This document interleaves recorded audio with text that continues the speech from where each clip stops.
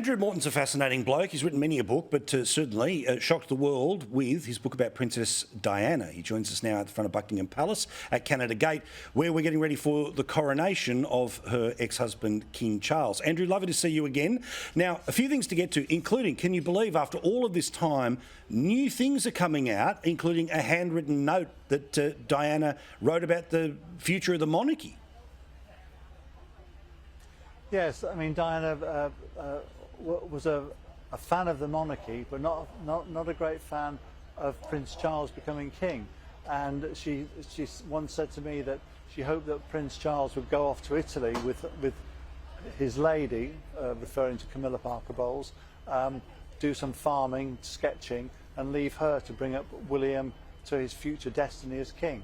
So she was keen on the monarchy, as these new letters reference, but not so keen on Prince Charles becoming King Charles III. And again, Kate, a future queen in her own right, has had a little bit to say about Diana as well in recent days. Roll the tape, and I want to get your reaction to what she said. We miss her every day. So they're always going to get asked about it, but the love, even the love of a person that she didn't know, pretty obvious.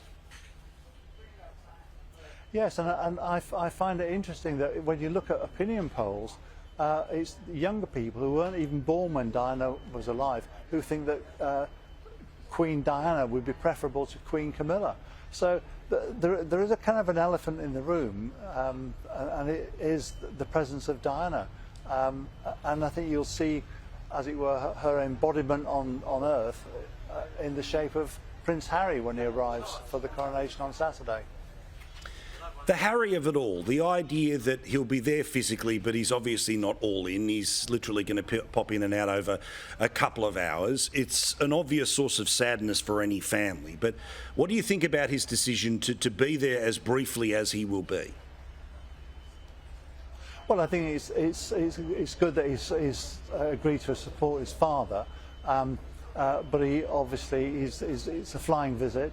It's not the right time for the focus to be on Harry. The focus should be on King Charles and Queen Camilla, which it will be.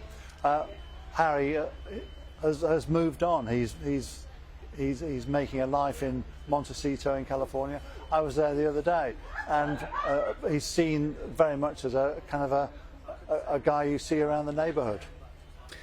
For professional reasons or personal reasons? I have to ask, why you were in Montecito?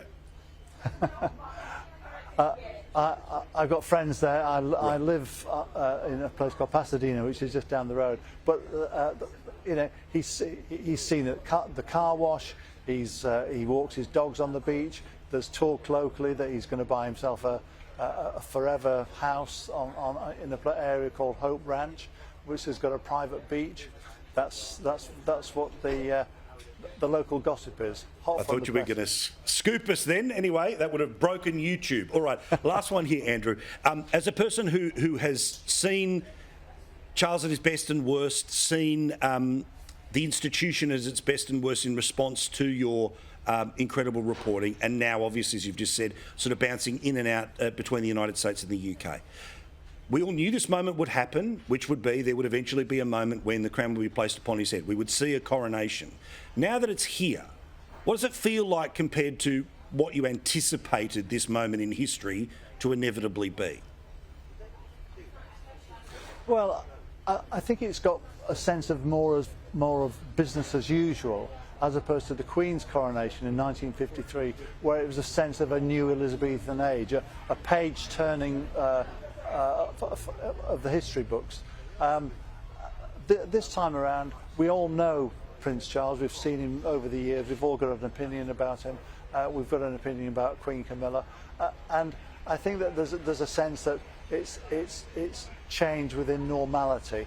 There's not the same kind of excitement as there was for the Queen's coronation. But remember, society's moved on. In those days, 4 out of 10 people believed that Elizabeth descended directly from God. I don't think you find many people saying that about King Charles. No, not quite. All right, Andrew, lovely to talk to you. Thanks again for making time for us. Enjoy the next couple of days and a happy occasion for the country. Thank you.